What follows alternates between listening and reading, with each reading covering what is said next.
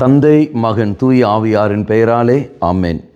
இயேசு கிறிஸ்துவின் அன்புமிக்க சகோதர சகோதரிகளை உங்கள் அனைவருக்கும் கிறிஸ்து இயேசுவின் அன்புள்ள வணக்கத்தை தெரிவித்துக் கொள்கின்றேன். இன்று நற்செய்தி பாகமானது யோவான் நற்செய்தி 6ஆம் அதிகாரம் 24 முதல் 35 வரையுள்ள திருவாக்கியங்கள். குறிப்பாக 29வது வாக்கியம், இயேசு அவர்களை பார்த்து, கடவுள் அனுப்பியவரை நம்புவதே கடவுளுக்கு ஏற்ற செயல் என்றார். அப்போ தெய்வம் அனுப்பியவரை நம்புவது, அப்போ தெய்வம் யாரை அனுப்பினார்? இயேசு கிறிஸ்துவை அவர் அனுப்புகிறார். அப்போ இயேசு கிறிஸ்துவை நம்புவது தான் கடவுளுக்கு ஏற்ற ஒரு செயல். அப்படி என்றால் எப்படி? இறைவார்த்தையை நம்பி அதன்படி செயல்படுவது. அப்போ இறைவார்த்தைக்கு ஏற்ற ஒரு வாழ்க்கை நான் வாழ்வது, இறைவார்த்தை என்ன கூறுகிறதோ அதன்படி நான் அதை கடைப்பிடித்து நான் வாழுகிற சமயத்தில் இயேசுவுக்கு நான் கீழ்ப்படித்து நான் வாழ்கின்றேன். இதை பிதாவாய தெய்வத்துடைய திட்டத்தை நான் நிறைவேற்றி கொண்டிருக்கின்றேன். அப்போ அவரை நம்புவது தான் கடவுளுக்கு ஏற்ற செயல் என்றால், மக்களே, அந்த ஒரு வாழ்க்கை நாம் வாழ்வோம்.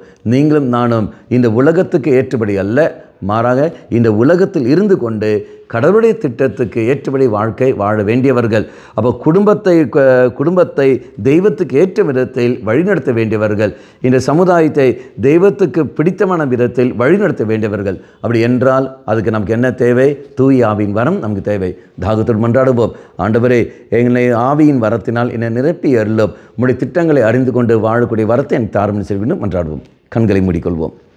இயேசுவே, உண்மையில் நம்பிக்கை வைத்து வாழ்கின்ற ஒரு வாழ்க்கை தான் தெய்வத்துக்கு ஏற்ற ஒரு வாழ்க்கை என்பது இதை நீர் வெளிப்படுத்தியிருக்கின்றீர். அந்த வாழ்க்கை நாங்கள் வாழ கிருபை தந்துள்ளோம். அம்மா மாதாவே, தெய்வ மாதாவே, எங்கள் மாதாவே, என் அன்னையே, விசேஷமாக எங்களுக்காக பரிந்து பேசும். ஆமேன். தந்தை, மகன், தூய ஆவியாரின் பெயராலே ஆமேன்.